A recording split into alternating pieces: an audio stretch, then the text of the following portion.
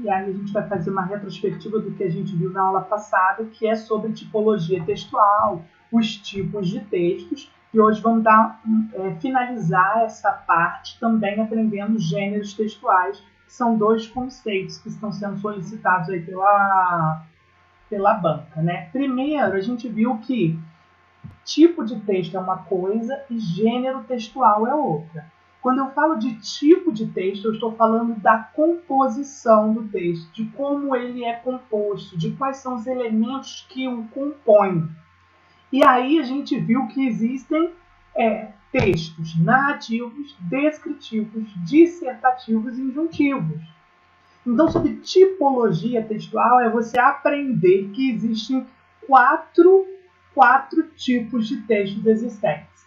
E eu vou tentar enquadrar os vários tipos de gêneros que existem dentro desses 4 tipos de textos. E aí eu digo para vocês, tá, mas que textos são esses? Tá, narrativo, descritivo, dissertativo e injuntivo. E aí a gente já viu que não necessariamente um texto ele necessita ser exclusivamente narrativo. Ele pode ser narrativo e ter dentro dele alguns traços, algumas características de textos injuntivos, descritivos, dissertativos.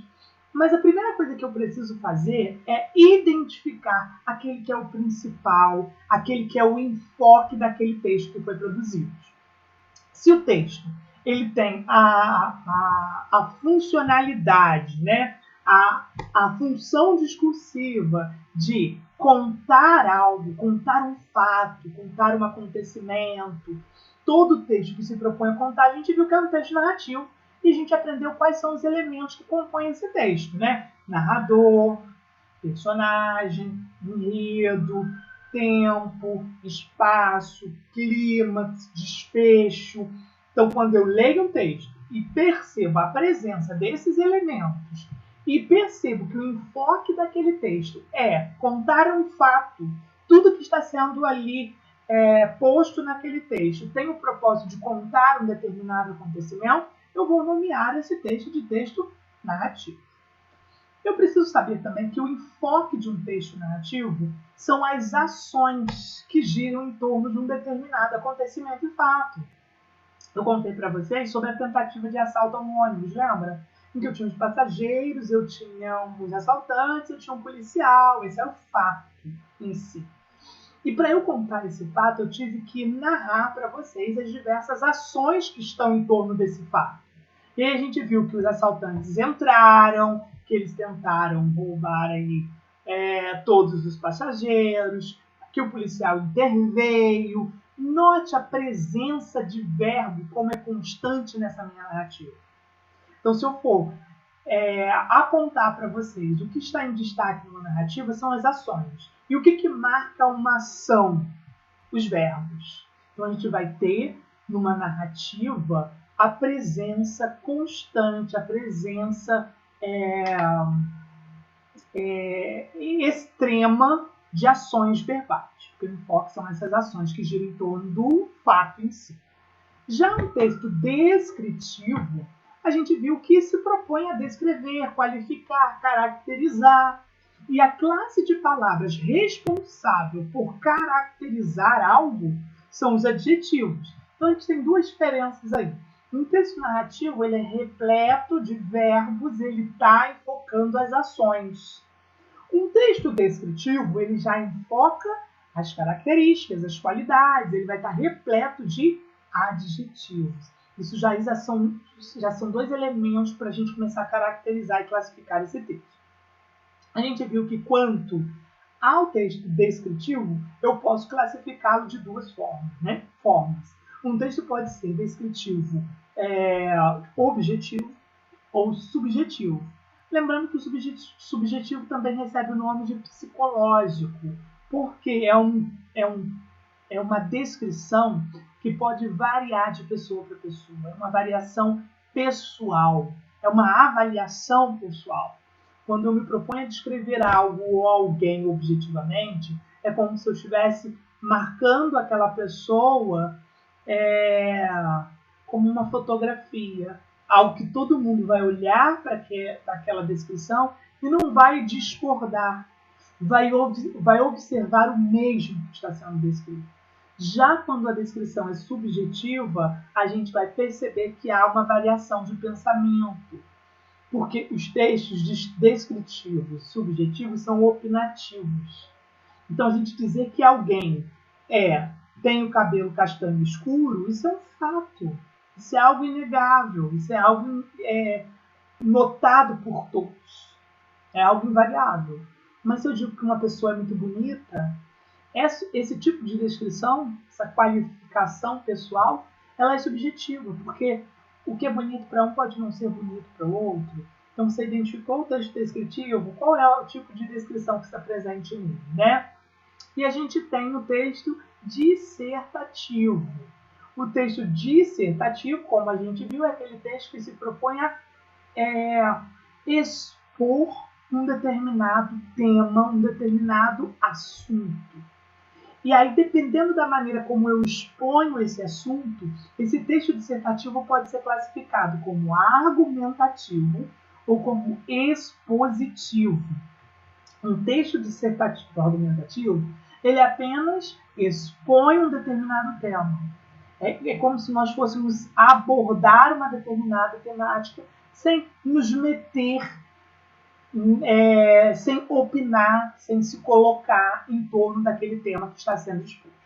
Já o texto dissertativo argumentativo, eu, além de expor um determinado tema, eu também apresento algumas qualificações pessoais, algumas impressões minhas sobre um determinado tema. É um texto opinativo, é um texto subjetivo, ok?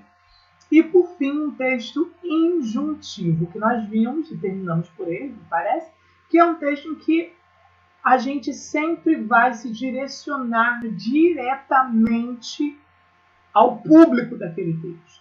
É como se fosse uma conversa direta com quem me lê ou com quem me ouve. Eu sempre sou injuntivo quando eu me direciono a você.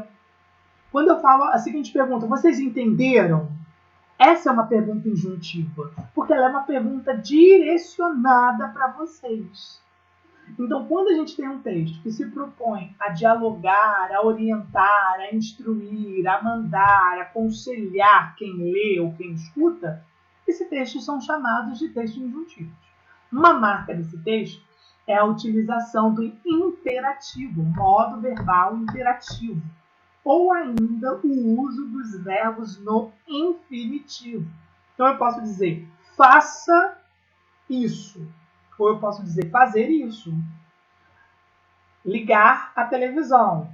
Ligue a televisão. Note que eu usei ligar é infinitivo e ligue é imperativo. E essas duas maneiras de usar o verbo são maneiras de direcionar o discurso a quem está falando. Quando você chama o meu nome e vai me fazer uma pergunta, você está sendo injuntivo. Você está falando comigo, você está produzindo textos orais que são direcionados a mim. Quando o Hudson entrou e disse, boa noite, turma, ele está sendo injuntivo. Ele está falando com você, diretamente com você. Quando alguém diz, boa noite, Will, está sendo injuntivo. Então tem a marca, inclusive, do vocativo, né? O que é o vocativo? O vocativo é esse chamamento dentro dos textos, dentro das frases. Quando você chama alguém pelo nome ou por um pronome de tratamento, você está sendo injuntivo. Você está usando um vocativo, que é o chamamento. Quando eu digo Vera, você entendeu? Note que esse Vera, ele é um vocativo, é um direcionamento a ela. E aí já aprendam que todo vocativo é acompanhado de vírgula. Eu não sei, deixa eu olhar aqui. Vou até olhar o boa noite do Hudson de novo. Olha, ele está certinho, né? O Hudson colocou boa noite, vírgula, turma. Perfeito. Todo vocativo ele é acompanhado de vírgula. Eu não posso falar boa noite, turma. Quando eu falo boa noite, turma, tudo reto, tudo junto, eu não estou sendo injuntivo. Eu não estou falando com o outro. Eu preciso colocar uma vírgula aí. Boa noite, vírgula, turma. E aí sim eu estou falando com vocês, eu estou me direcionando a vocês, eu estou sendo injuntivo. também na primeira frase do Hudson, ele está assim, olá, vírgula, William. Note que esse uso de vírgula está correto. Por quê? Porque ele usou um vocativo, porque ele foi injuntivo. Se ele falou lá, William, ele não está falando comigo. Ele não está dirigindo o discurso a mim. Ele está falando de mim e não para mim. Então, passem a prestar atenção nisso. Quando vocês quiserem ser injuntivos e vocês usarem o nome de alguém, ou usarem um pronome de tratamento, ou usarem uma forma de chamar o outro, lembre da vírgula. Eu digo, por exemplo, obrigado, deixa eu ver aqui, obrigado, Fabiana. Note que eu estou falando com ela, então tem que ter vírgula. Quando eu falo obrigado, Fabiana, eu não estou falando com ela, eu não estou sendo injuntivo, tá? Então isso também é uma marca dos textos injuntivos, esse vocativo que pode estar presente ou não no texto, ok? E aí foi isso que a gente abordou na última aula, que a gente precisava saber sobre os tipos de texto. E aí eu deixei alguns, vou compartilhar, acho que não estou compartilhando. No slide que eu deixei com vocês, compartilhei com vocês, ele tem alguns microtextos, que era para vocês classificarem o tipo de texto predominante e também apontarem se há fragmentos de outros textos ou não. E aí vamos analisar isso. O primeiro texto diz assim, era doce, calma e respeitava muito aos pais. Porém, comigo não tinha pudores. Era arisca e maliciosa, mas isso não me incomodava. Pelas características que nós estamos observando nesse microtexto, ele pode ser nomeado como um texto narrativo, descritivo, dissertativo ou injuntivo. Vocês conseguiram fazer, gente? Deram uma olhada nisso? O que vocês acham? Isso, agora vamos lá. Prova pra gente como você chegou a essa conclusão. O que está evidente nesse texto que me faz chamá-lo de texto descritivo? Os adjetivos. Exato. A gente tem a presença maçante, sobressaindo aos nossos olhos de uma qualificação dessa menina. Doce, calma, respeitosa, não tinha pudores, ou seja, pudica, arisca, maliciosa. Olha só a presença de 6 adjetivos. Então, assim, o que mais sobressaiu nesse fragmento foi a parte descritiva. Esse é um texto descritivo. Agora, aqui nós temos 2 textos. O primeiro, ocorreu um pequeno incêndio na noite de ontem em um apartamento da propriedade do Sr. Marcos Fonseca. No local habitavam o proprietário, sua esposa e seus filhos. O fogo despontou em um dos quartos que, por sorte, ficava na frente do prédio. E agora, gente? O que vocês classificaram esse? Narrativo. E aí ele está contando um fato. Qual é o fato? O incêndio da propriedade de um senhor. E aí a gente tem um texto narrativo. Vocês conseguiram perceber nesse texto traços de outros tipos de textos? No primeiro que a gente leu, não tinha traços de outros. Ele era um texto exclusivamente descritivo. E esse? Esse é um texto exclusivamente narrativo? Ou você consegue perceber algum traço, mínimo que seja, de outro tipo de texto?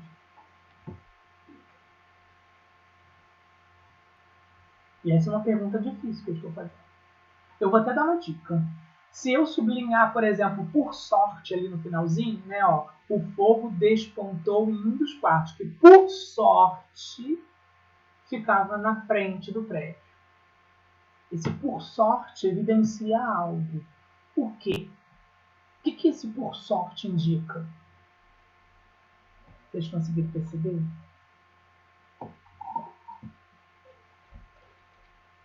Não? Quem produziu esse texto, de alguma maneira, colocou uma impressão sua. Esse por sorte indica algo que eu penso, que eu acredito. Sorte dele. Que bom para ele.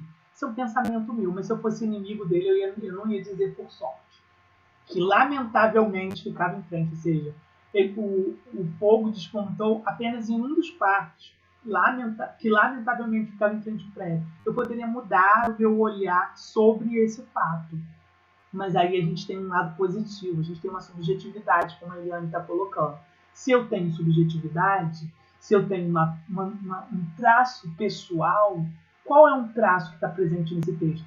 Claro, gente, que bem minimamente possível. Né? Ele é narrativo, mas ele tem um pequeno traço. Que traço é esse? Descritivo, injuntivo ou dissertativo?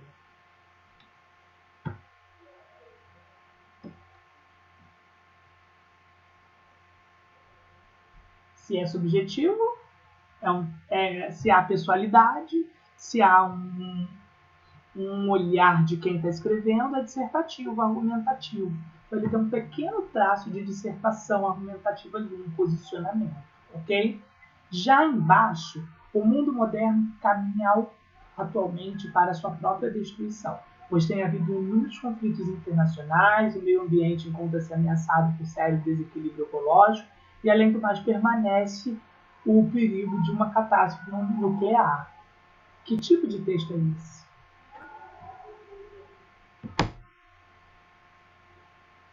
Vocês acham? Parece que é dissertativo. Sim, é um texto dissertativo, ele está abordando uma determinada temática de problemas que acontecem hoje, né, socialmente. É um texto dissertativo argumentativo ou expositivo?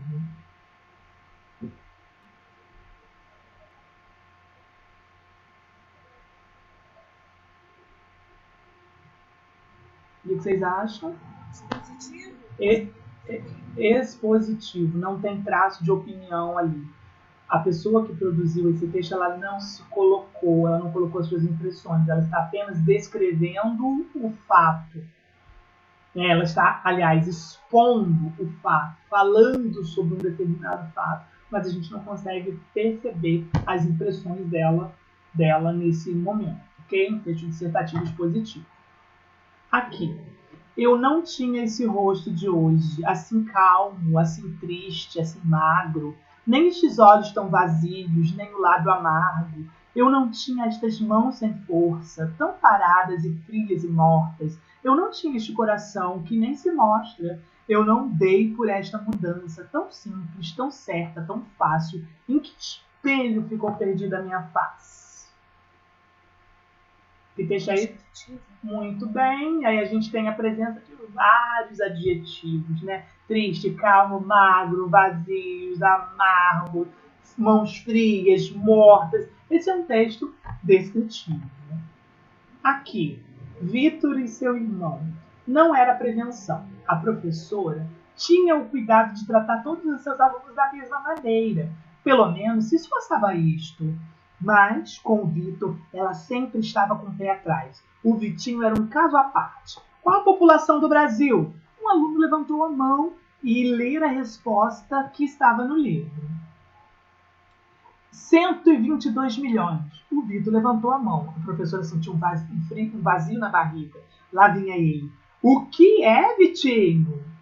121 milhões. Por que, Vitinho? Minha mãe teve um filho esta semana. Uma risadinha correu pela sala, mas o Vitor ficou sério. Estava sempre sério. Gente, que texto é esse?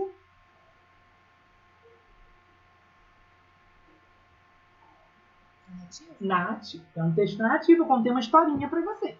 Mas eu percebo traços de outros textos ali. Vocês conseguiram perceber em algum lugar ali, em algum momento?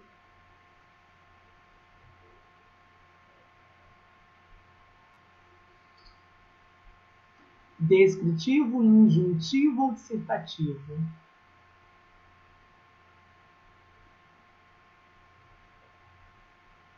O que é, vírgula, Vitinho? Por que Vitinho? Injuntivo. Muito bem, Hudson. No diálogo da professora com o aluno, ela está sendo injuntiva, ela está direcionando a ele esse discurso.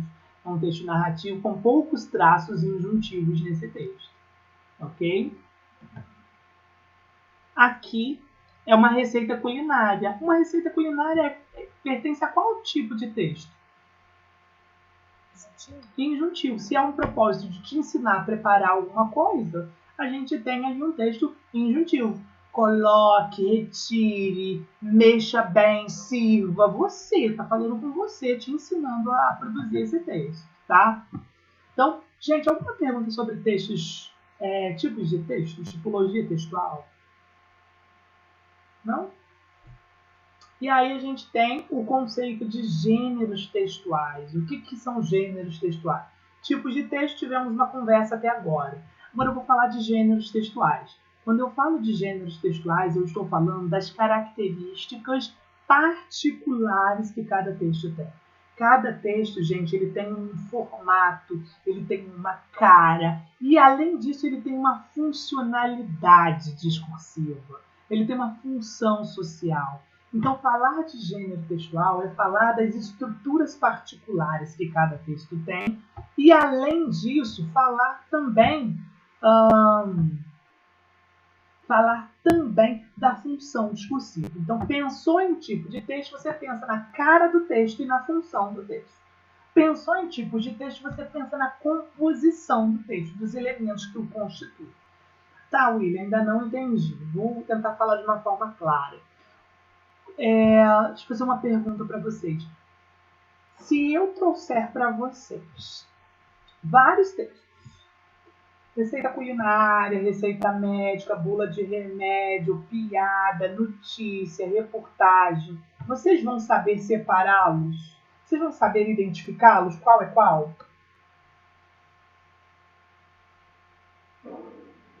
Acho que eu consigo. De alguma maneira eu consigo sim. Isso, ótimo. E aí eu queria que você me dissesse assim, como você identificaria esses textos? Como é que você conseguiria separá-los?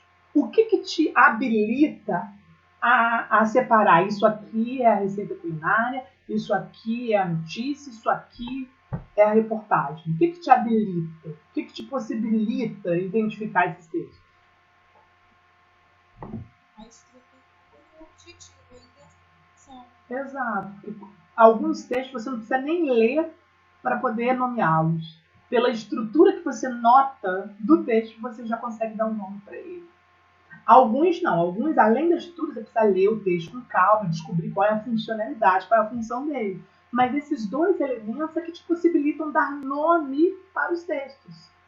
E aí, a partir de hoje, eu não vou falar mais de dar nome para os textos. Eu vou dizer dar nome para o gênero. Então, os nomes que os textos têm, eles recebem o nome de gênero.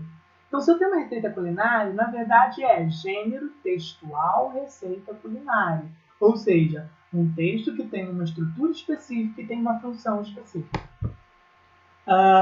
Bula de remédio. Bula de remédio é um gênero textual, bula de remédio.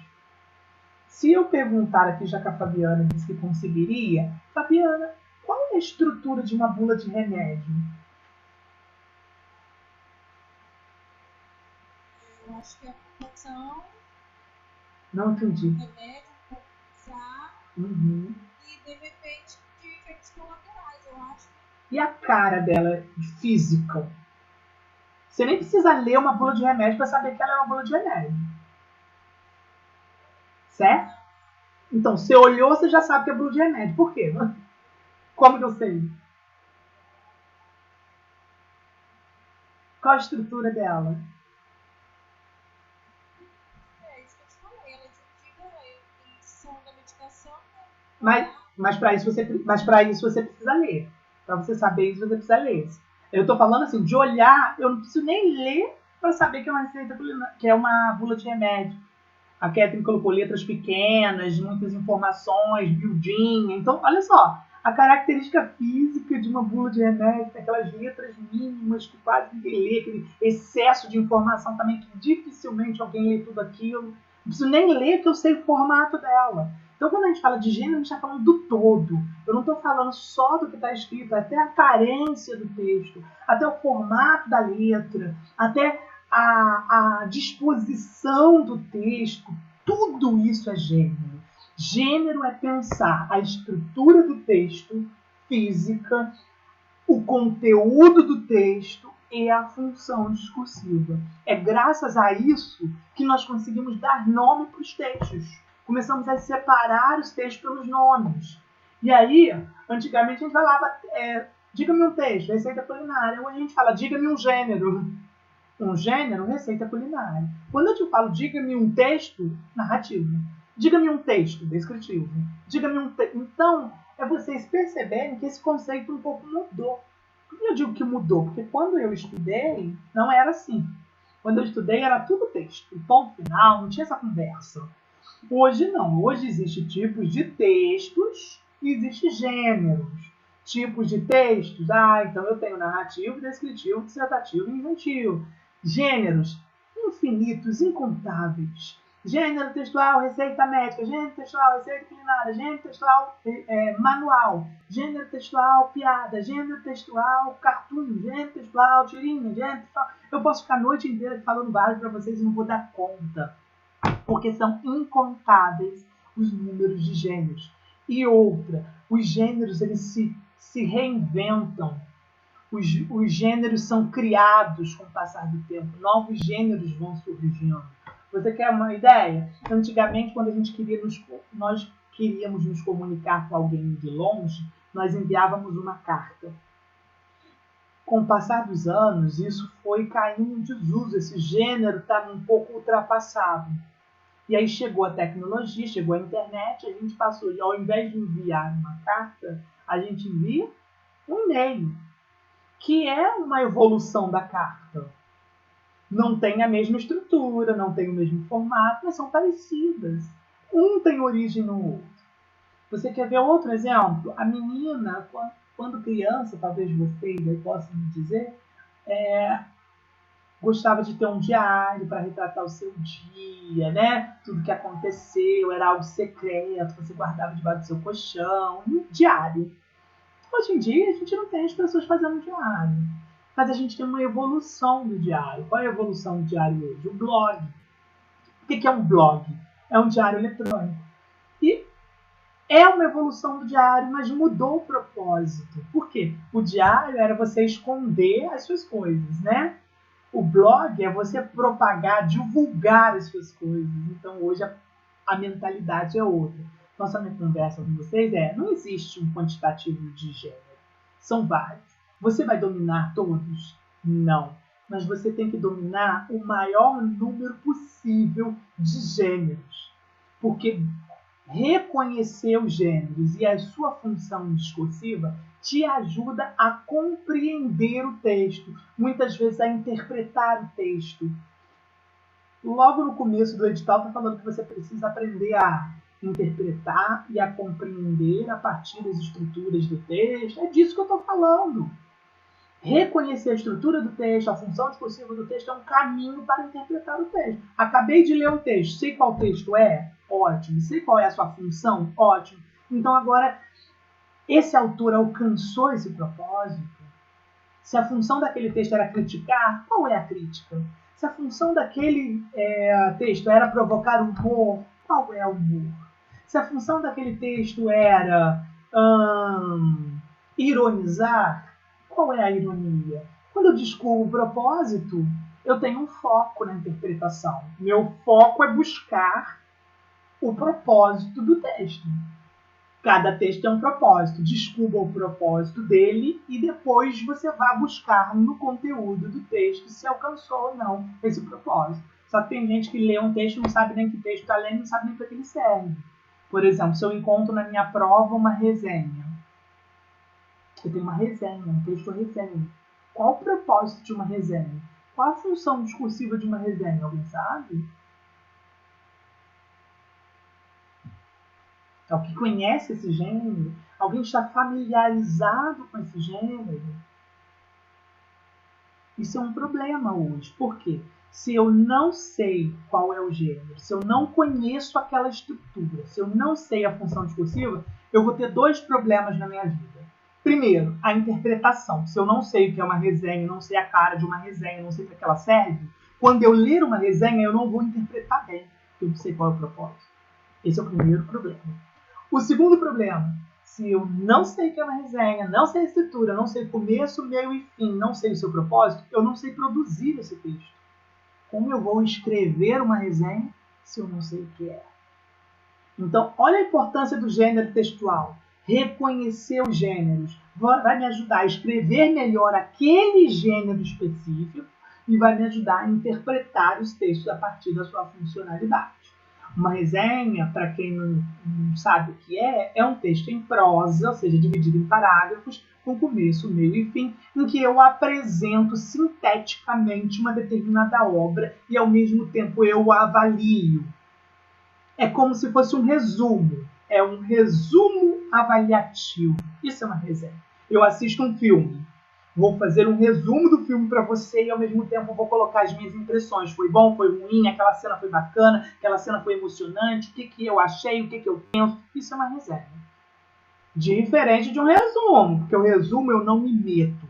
Um resumo, eu vou falar o que aconteceu naquele filme de maneira sucinta, curta, breve. Então são dois gêneros parecidos, porque são resumos. Só que um resume objetivamente e o outro resume subjetivamente. Então só estou dando um panorama para vocês entenderem a importância de estudar o gênero textual, para te ajudar a produzir melhor os textos e para te ajudar a interpretar melhor o texto, ok? Então a minha pergunta foi, quando eu leio uma resenha na prova, ok, eu li uma resenha, qual é o propósito de uma resenha? Avaliar uma obra. Então eu terminei de ler e eu vou me perguntar, qual foi a avaliação dada por esse autor sobre essa obra? Ele gostou? Ele não gostou? Ele gostou de alguns pontos? Ele não gostou? Eu já sei qual é o enfoque principal daquele texto. A mesma coisa quando eu leio, por exemplo, uma tirinha. O que é uma tirinha? O que é uma história em quadrinhos? Todo mundo sabe o que é uma história em quadrinhos. Bom, eu perguntei da resenha ou o silêncio. Da história em quadrinhos, vocês sabem? O que é uma história em quadrinho? Qual é a estrutura física de uma história em quadrinho? Qual a função discursiva de uma história em quadrinho? Pode chamar história em quadrinho, pode chamar tirinha, pode se chamar tira. Sendo que não vou falar depois o que é tira. Mas alguém sabe o que é uma história em quadrinho? O que é quadrinhos? E qual é a função?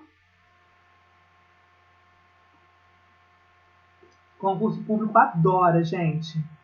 Concurso público adora tirinha. Colocar uma tirinha lá para você interpretar. Qual é a estrutura? Bom, o próprio nome já diz, tirinha. Tem algumas tiras, alguns quadros, história em quadrinho. Tem alguns quadrinhos, um do lado do outro, não é isso? Uma sequência de quadrinhos.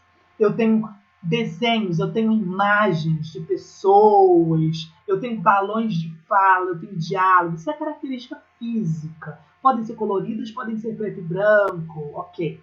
Isso é uma tirinha, fisicamente. Qual é o propósito de uma tirinha?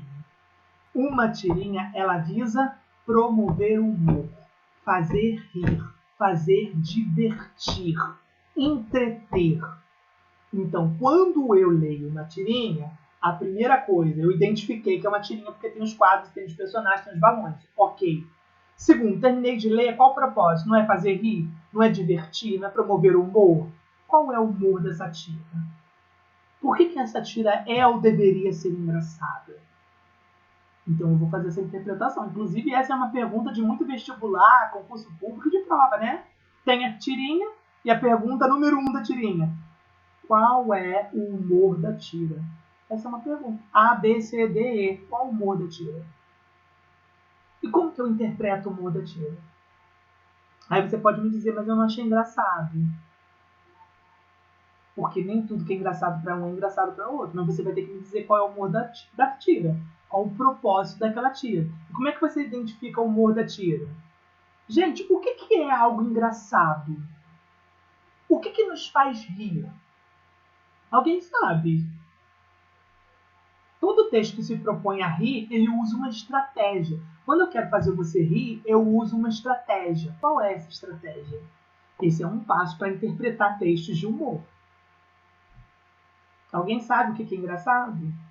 Vou dizer para vocês que se eu estivesse dando aula aqui e levasse um tombo da cadeira e sumisse, de repente, ia ser engraçado? Ia ser engraçado, Vera? Depende da situação. No começo você vai ficar assustado, o que aconteceu? Mas logo depois, ia ser engraçado, não ia ser engraçado? Por que ia ser engraçado? Por que se eu levar... Sim, no momento eles te levam um susto e tudo, mas depois vocês vão rir da minha cara. Tenho certeza. E vão contar pra todo mundo que eu tava dando aula online e de repente desapareci ali no tomo e vocês só ouviram barulho. Tenho certeza disso. Alguém falou ali a Kathleen, porque nos surpreendeu exatamente essa resposta. Gente, o humor ele é provocado pela quebra de expectativa. O humor sempre vem seguido de algo que a gente não esperava. Quem produz humor, ele cria uma situação fazendo você pensar algo. Quando você chega no final, mudou o enfoque daquele algo. Não é mais aquilo. Então, note que o humor ele está acompanhado de uma quebra de expectativa. Como é que você interpreta a tirinha? Você vai lendo a tirinha, e você vai pensando assim, qual é a expectativa que esse autor está gerando em mim? Ok. Você vê o final da tira. Aquilo que o autor fez despertar em você se consolidou no final? Não. Vai ser diferente do que você esperava. Porque isso é humor, isso promove o humor. Então, quando um concurso público, uma prova te pergunta qual o humor da tira, o humor da tira vai estar exatamente na ruptura da quebra de expectativa. O autor, de propósito, vai fazendo você pensar algo, quando chega no final, é algo completamente diferente. Então, isso é humor. Assim eu interpreto as tirinhas. Assim eu interpreto os textos de humor. Observo qual é a expectativa que é gerada e vejo o ponto exato em que há uma quebra de expectativa, ok? Gente, não confunda. Tirinha, o texto chamado tirinha, história em quadrinho, ele não ironiza, ele não tem o propósito de ironizar, ele não tem o propósito de criticar. Ele pode usar a ironia como estratégia? Pode. Ele pode usar uma crítica como estratégia? Pode. Mas o propósito de uma tirinha não é ironizar e criticar. Qual é o propósito de uma tirinha? Fazer rir, entreter. Eu posso ser irônico para te fazer rir. Eu posso ser crítico para te fazer rir. Mas o propósito de uma tirinha não é a crítica em si, é fazer você rir da crítica. O propósito de uma tirinha não é ironizar algo, é fazer você rir da ironia. Então entenda que uma tirinha, ela promove o humor. Aí o Hudson falou que eu já respondi a pergunta dele, mas eu vou ler para vocês terem essa consciência. A charge tem a mesma característica de humor da tirinha? Não, é outra finalidade, é outro propósito. Mas isso significa que uma charge não pode ser engraçada? Não, não é isso que eu estou falando. Uma charge, ela pode sim usar algo engraçado, cômico, mas para um outro propósito. Não é apenas rir. Porque se fosse para rir, eu faria uma tirinha, ou eu contaria uma piada, porque piada também visa divertir. Então, gente, vocês estão percebendo que a aula de hoje, eu não só estou falando de gênero textual, como eu estou falando de interpretação de texto e compreensão de texto? Eu estou dando dicas para você interpretar texto, para você compreender texto. Se eu estou diante de uma tirinha, como eu devo me comportar como leitor? Primeiro, identificar que é uma tirinha, gênero. Segundo, saber qual é o propósito da tirinha. Opa! E aí sim eu vou buscar aquele propósito e eu estou te dando a dica de como interpretar textos que promovem o humor. Vai no foco. Qual é o foco? Onde há quebra de expectativa. Descobre qual é a expectativa que o autor gerou e depois olha o que de fato aconteceu, que é diferente daquela expectativa. Ok? E aí eu vou apresentar para vocês alguns gêneros que são gêneros comuns, gêneros do nosso dia a dia, mas que a gente precisa saber qual é a característica desse gênero, qual a funcionalidade desse gênero. E não só isso que eu vou apresentar para vocês. Vocês precisam começar a se indagar se vocês realmente sabem sobre gêneros. Foi uma pergunta simples que eu fiz aqui. Qual é a estrutura, qual é a cara de uma tirinha, de uma história em quadrinho? Esse é um texto muito comum de concurso público. Então eu tenho que saber qual é a cara desse tipo. Quando eu me deparar na prova com uma tirinha, opa, isso aqui é uma tirinha, isso aqui promove humor, eu sei o que é humor, tem que ter quebra de expectativa. Olha só, esse pensamento já é meio caminho andado para uma boa interpretação, ok? Aqui, por exemplo, vocês estão vendo projetado um texto. Poxa, achei que hoje ia te encontrar de novo voltando do teatro, a placa continua torta, precisamos dar um jeito nisso. Eu nem precisaria ler Porque pelo próprio formato que você olha ali, pela própria letra que você está ali, como esse texto se apresenta, talvez você já dê um chute no nome desse gênero. Que gênero é esse? Bilhete, exatamente. É um gênero textual bilhete. Vera, o que te possibilitou me dizer que isso é um bilhete? E aí você vai falar de gênero agora. Não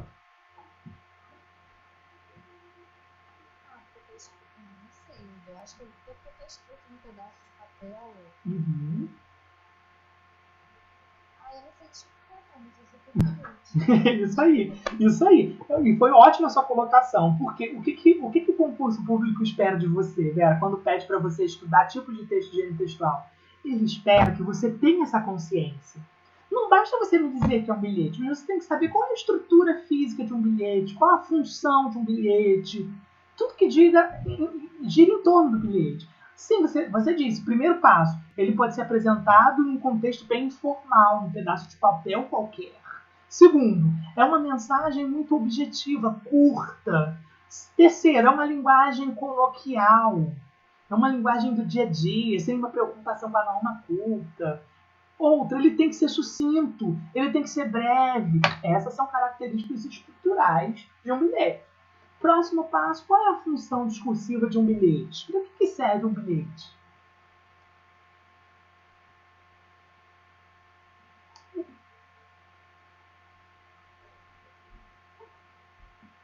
Para que a gente manda um bilhete, gente?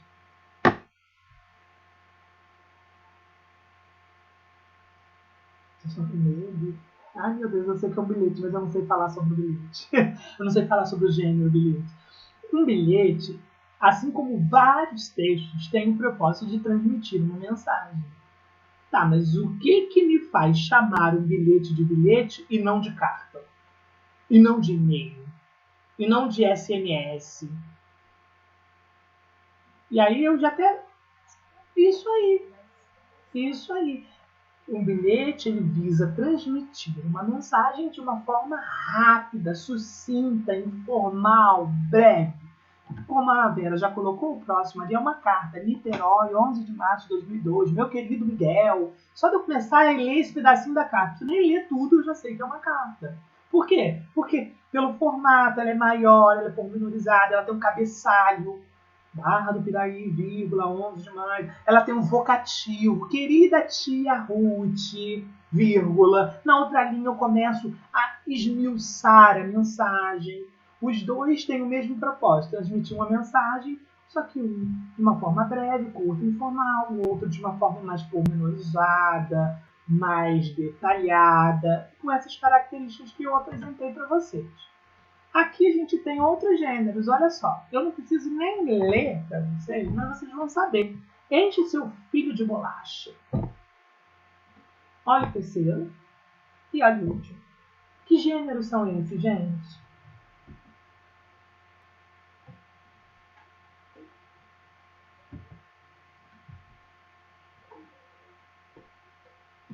Ninguém identificou esse gênero?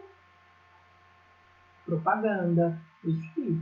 Esse é um gênero textual propaganda, um gênero textual publicitário, né?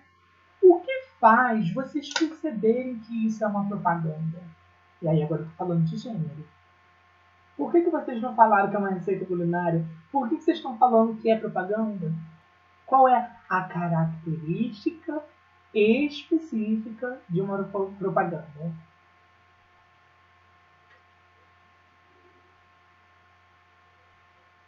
Quando você faz uma propaganda, para quem você está transmitindo, a pessoa comprar aquilo, ter desejo de ter aquilo. Essa é a estrutura ou é a função dela? Essa é a função. Essa é a função. Ela serve para isso. Agora, qual é a estrutura desse gênero? Porque quando você olhou, de imediato você identificou que é uma propaganda. O que faz parte da estrutura desse gênero que me possibilita interpretar que é uma? Você é o nome de um produto. Então, uma das características de uma propaganda é a presença do produto nesse texto. Ok. Além disso. Isso. Ótimo. A presença de linguagem verbal não verbal, ou seja, eu posso fazer uso da língua portuguesa ou não, apenas das imagens. E outra, quando você olha ali embaixo, olha do encha seu filho de bolacha, eu tenho ali o produto e do ladinho eu tenho outra coisa.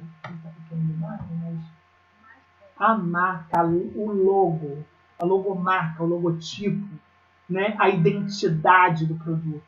Então, note que é característico das propagandas terem tudo isso que vocês falaram, o produto, a linguagem verbal, a linguagem não verbal e a logomarca presente. Se eu tirar ali o bono doce de leite, ou enfim, o bono que está ali, o produto, e tirar o nome Nestlé, continua sendo uma propaganda?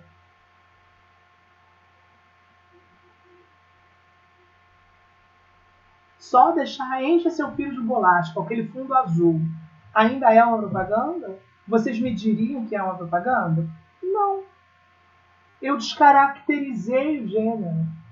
Então, note que o gênero textual propaganda, estruturalmente, tem tudo isso que nós conversamos. Agora sim eu vou pular para a função. Então, eu estou percebendo que ainda tem gente que está assim, assimilando tudo junto. Quando eu pergunto do gênero estruturalmente, das características, é uma coisa. Quando eu falo da função discursiva, é outra. Então, não pode eu perguntar para você qual a função discursiva de uma propaganda. Aliás, qual a característica estrutural de uma propaganda? Qual a característica desse gênero? É convencer o outro. Não, isso não é característica. Isso é função. Característica é o que a gente conversou. Ela é assim, ela é assada, tem produto, não tem produto, tem marca. Isso é características estruturais do gênero. Agora, a função discursiva, como vocês anteciparam, a função discursiva, sim, é você persuadir, convencer o outro. Tá? A palavra-chave de uma propaganda é persuasão, convencimento. Uma propaganda visa convencer o outro a comprar um produto? Nem todas, algumas. Então, note que eu não posso falar que uma propaganda ela tem por objetivo vender um produto. Não, porque não é verdade. Nem todas vendem produto. Algumas propagandas, sim, outras não. Mas o que todas elas têm em comum? Todas têm em comum a finalidade de convencimento. Convencer você a mudar de atitude, convencer você a mudar de produto, convencer você a mudar de hábitos, convencer você a adquirir um produto, a consumir um produto. Tá vendo? Então, de qualquer maneira, todas elas visam persuadir. Agora, depende da propaganda que você está analisando. Aqui, por exemplo, né, a gente tem aí uma propaganda que visa convencer e estimular o consumo desses produtos. Mas uma propaganda do governo federal, por exemplo, ela vai visar uma campanha contra a lei seca. Ela não visa vender um produto, ela visa você se conscientizar, convencer você de que você tem que ser consciente na direção, que você não pode beber enquanto dirige. Ou seja, ela tenta convencer você a mudar as suas atitudes. Antes você bebia e dirigia, hoje você não bebe e não dirige mais. Por quê? Porque você foi influenciado por uma campanha que te diz isso. Ok? Propaganda aqui. Essa eu gosto de falar porque muitas pessoas não sabem. Quem já estudou comigo, vamos ver se já aprendeu e fixou. Eu tenho dois gêneros, gente, aqui, muito parecidos estruturalmente. A característica deles são muito semelhantes. Eu tenho personagens, eu tenho balões de fala. Os dois têm as mesmas estruturas físicas, mesma cara. Mas eles não são o mesmo gênero. São gêneros diferentes. No primeiro, vai comprar o jornal na banca da esquina que eu te dou cobertura. No segundo, temos de aumentar o tamanho do palanque. Este está ficando pequeno demais para nós dois. Note que características são as mesmas. Não vou nem perguntar delas. E, inclusive, essas características não são similares da tirinha que eu falei para vocês? Eu disse que a tirinha tem personagens. Eu disse que a tirinha tem balão. Mas por que eu não posso chamar isso aí de tirinha? Ou história em quadrinho? Alguém pode me responder?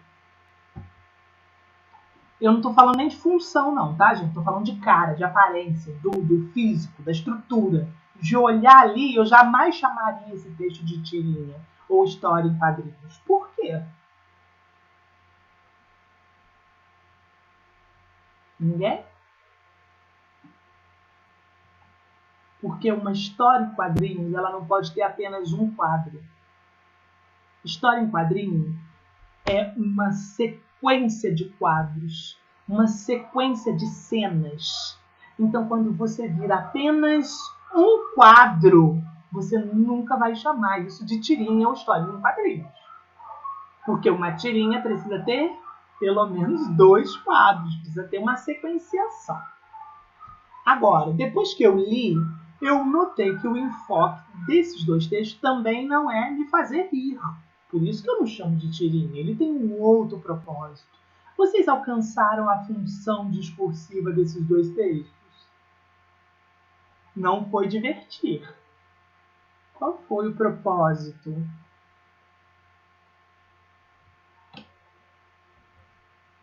Vocês estão tão quietinhos, parece que eu estou sozinha. Crítica, criticar, muito bem, fazer uma crítica. Note que ambos os textos visam fazer uma crítica. E aí agora piorou, né? Porque eu disse para vocês que esses 2 textos são gêneros diferentes. Mas eles têm a mesma cara, o mesmo formato, a mesma estrutura. E eles também têm a mesma função, gente. Os 2 criticam. Só que eu vou saber nomeá-los a partir do momento que eu percebo qual é a crítica. O que está sendo criticado. Este é o enfoque. Um desses textos é Charges e o outro é um cartoon. Qual é a diferença da Charges para o cartoon? Tem apenas uma diferença. O que se critica. Por quê? Porque a estrutura é a mesma, porque a função é a mesma de fazer crítica, mas o que se critica, isso sim é diferente. Uma charge, ela visa fazer crítica a uma notícia, a um evento da atualidade, a algo que está na mídia, a algo que está na cabeça de todo mundo, a algo que é muito divulgado, é algo que é muito falado. Um cartoon, ele visa fazer uma crítica a um aspecto social, a um problema social. E problema social, ele acontece sempre. Ele aconteceu ontem, ele acontece hoje, ele vai continuar acontecendo amanhã. Então não é algo do momento, é algo que está aí para a sociedade. Outra dica. A charge, por se tratar de uma notícia, um evento da atualidade, a charge faz uma crítica temporal. O que isso significa? Que com o passar do tempo, com o passar dos anos, aquela charge ela perde o valor, ela perde o significado, ela perde o sentido. Já um cartoon, por se tratar de temas que estão na sociedade, no nosso dia a dia, ela é atemporal, ou seja, ela não perde o valor com o passar do tempo. Se você pensar, vamos lá fazer um teste com vocês. Qual é o tema que está em voga no Brasil hoje? Diga-me um tema que está em evidência.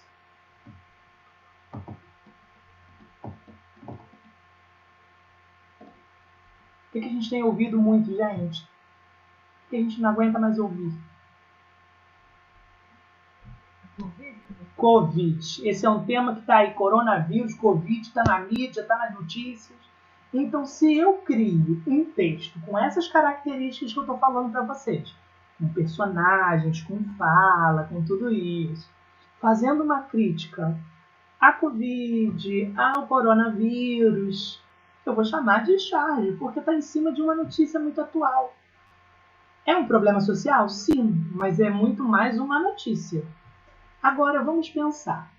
Daqui a 25 anos, daqui a 25 anos para o futuro, uma criança que nasceu hoje vai ler esse texto, vai ter significado para ela? Ela vai entender o propósito desse texto? Não vai. porque vai perder o valor. Isso eu espero, né, gente? Que essa vacina chegue logo, que a gente passe por essa tempestade. Daqui a alguns anos, muitas pessoas nem imaginem o que a gente vivenciou, né? E aí as pessoas não vão ter acesso à notícia. Perdeu o valor. Já o cartoon é um problema da sociedade, um problema social. Se você pensar violência, violência é algo que aconteceu ontem, acontece hoje, infelizmente vai continuar acontecendo. Problema da saúde, saúde precária. Ai, há quantos anos a saúde é precária? Hoje a saúde é precária e amanhã eu espero que não seja, mas, né, o que a gente vivencia hoje não nos dá boas expectativas para isso. Então, os problemas sociais, cartoon. As notícias e os fatos, chatos. O primeiro ali, vai comprar o jornal na banca da esquina que eu te dou cobertura. Charge ou cartoon? É um cartoon, porque está fazendo uma crítica a quê?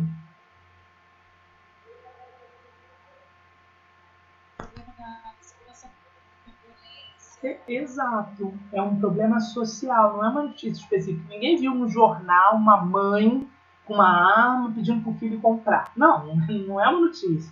Mas é uma crítica sobre um evento social, um problema social.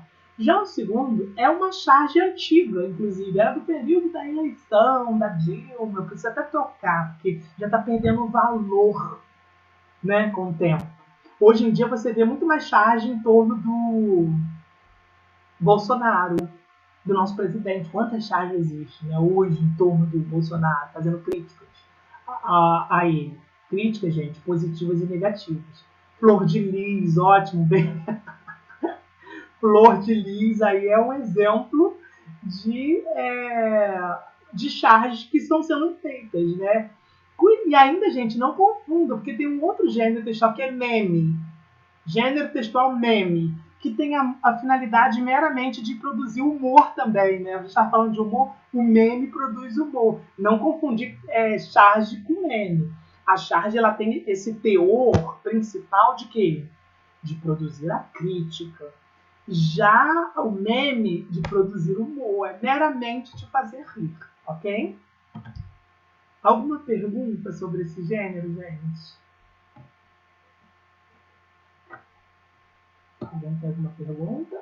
Posso ir para o outro tema? Posso sair de gênero? Tá. Então a gente deu conta aí dos tipos de texto e dos gêneros textuais. Agora a gente vai bater um papo. Começar a bater um papo, não vai dar para terminar hoje, penso eu. A gente termina na próxima. Em torno da linguagem, tá? Antes eu quero bater um papo com vocês sobre linguagem. Deixa eu até interromper aqui, que eu vou demorar os áudios lá. Quero bater um papo com vocês sobre linguagem. Rapidamente, vamos começar a entender o que é língua e o que é linguagem. A gente, na quarta-feira, a gente estuda a linguagem. Então eu vou entender o que é linguagem. Quando eu falo língua, gente, língua é sinônimo de idioma. E o que é o idioma? O idioma é um código de comunicação que nós utilizamos aí no nosso dia a dia, né, para nos fazer entender. Mas esse código, ele é um código convencionado socialmente. É um código que foi estabelecido em determinada sociedade. Toda sociedade tem um código de comunicação.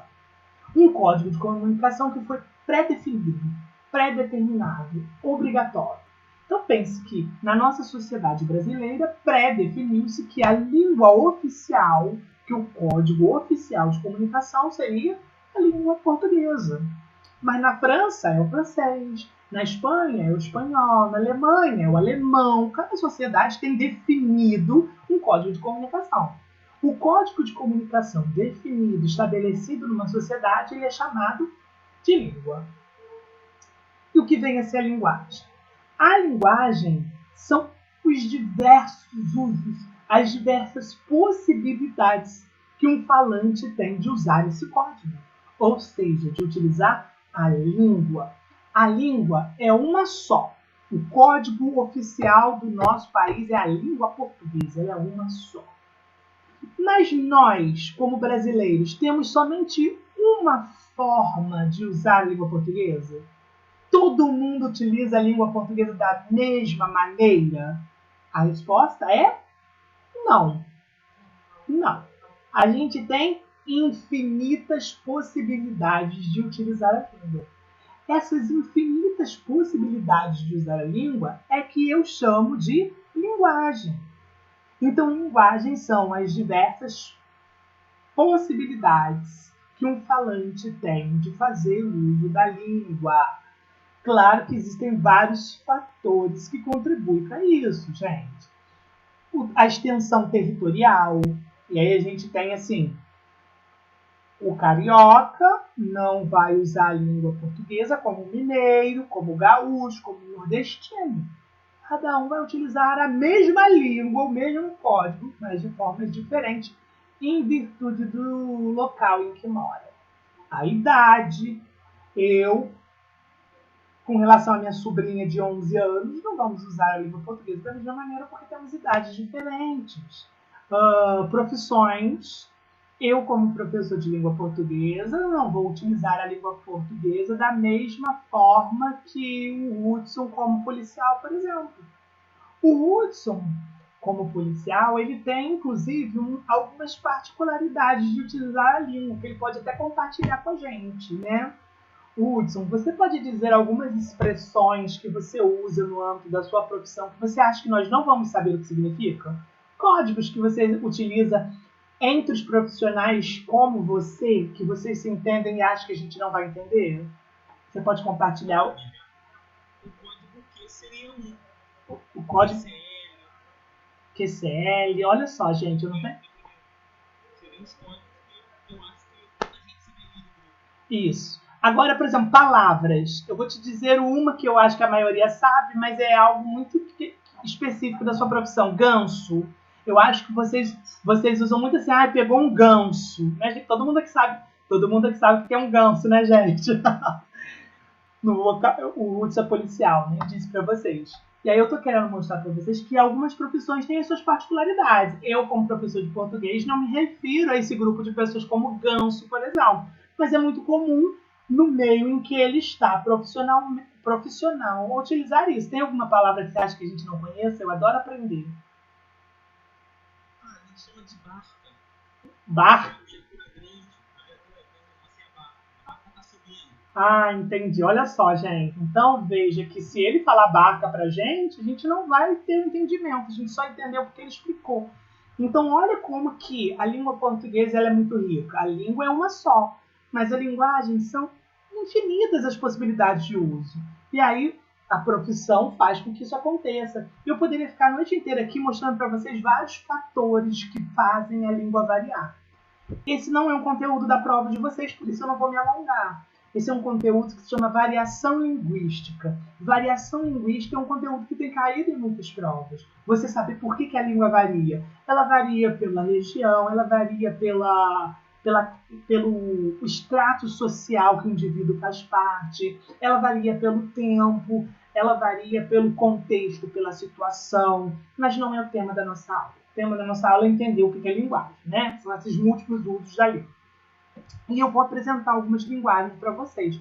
Eu acho que a Fabiana, se eu não me engano, chegou a comentar assim, uma das características desse gênero é ter a linguagem verbal e não verbal. Então ela já trouxe ali 2 tipos de linguagens que eu preciso fazer com que vocês entendam. Porque alguns gêneros textuais, eles apresentam essas linguagens que a colega já disse pra gente.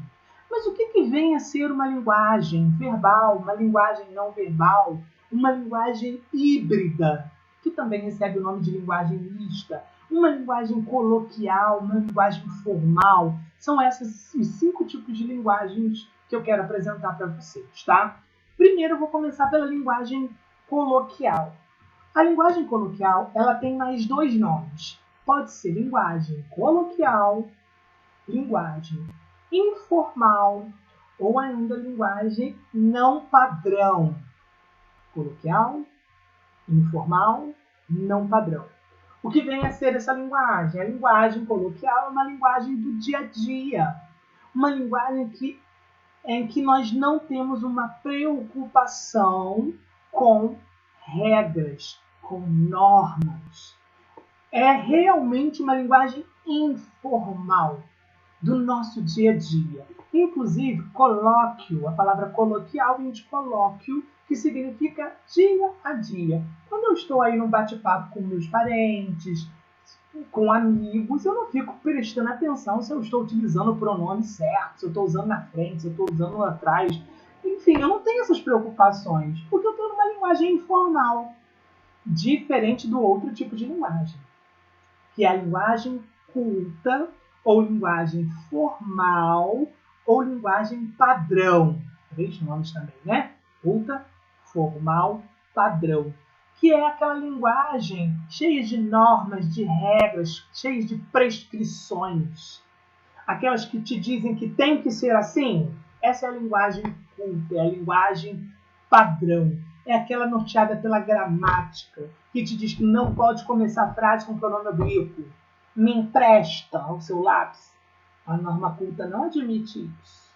É empresta-me o seu lápis. Já o dia a dia, alguém vai falar isso? No dia a dia, me empresta o seu lápis, me dá aí, né? Me empresta o seu lápis. A gente não tem essa preocupação. Mas no concurso público a gente precisa estudar a norma culta. Então eu preciso transitar entre a linguagem coloquial e a linguagem culta. Eu preciso entender as suas diferenciações. Que no dia a dia eu posso continuar falando, me empreste o seu lápis. Não tem problema nenhum. Mas na prova eu preciso entender que a norma culta prescreve que o pronome oblíquo átono não pode estar no começo das frases. Então eu tenho que utilizar a ênclise, que é colocar o pronome depois do verbo. Empresta-me. Ninguém diz, por exemplo, você já chegou em casa. Na norma culta, ninguém pode dizer isso. Por quê? A regência verbal do verbo chegar é chegar a algum lugar. Então, no dia a dia, ok, você pode chegar em casa tranquilamente. Mas precisa saber que a norma culta prescreve que a preposição que acompanha o verbo chegar não é chegar em, é chegar a. Então, a partir de hoje, gente, todo mundo aqui falando, cheguei a casa muito cansado hoje. Vocês já chegaram a casa? Difícil ouvir alguém falando isso, né? É mais chegar em casa. Mas a norma culta não prescreve isso. Aí cai uma questão na prova do concurso público com a regência do verbo chegar e você acha que é chegar em. Porque você está acostumado a falar chegar em casa, chegar na escola, chegar em algum lugar. E não é isso que a norma culta prescreve. É chegar a algum lugar. Sempre de acordo com a norma padrão. Ok? Coloquial versus culta. Acabei de explicar para você. Agora a gente tem esses 3 aí que a colega trouxe para a gente. A verbal, a não verbal e a mista. O que é uma linguagem verbal? Nada tem a ver com verbo, tá? Mas é aquela linguagem que recorre ao idioma para manifestar a comunicação. Toda comunicação que é estabelecida com o uso de uma língua, no nosso caso a língua portuguesa, eu utilizo a língua portuguesa para me comunicar. Gente, como nós podemos nos comunicar com a língua portuguesa? De 2 maneiras. Quais são elas? Eu, por exemplo, estou usando uma agora. Exato, falando e escrevendo. A fala e a escrita são os 2 tipos de linguagem verbal que existem, tá? Então veja que eu posso usar a língua portuguesa falando, eu posso usar a língua portuguesa escrevendo. Então todas as vezes que eu me disponho a me comunicar recorrendo à língua, eu estou me comunicando verbalmente, estou usando uma linguagem verbal. A linguagem não verbal é o oposto disso. É toda manifestação comunicativa que não recorre ao uso da língua.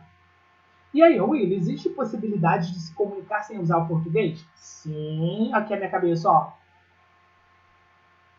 Esse simples balançar da minha cabeça indica afirmação para vocês. Indica sim.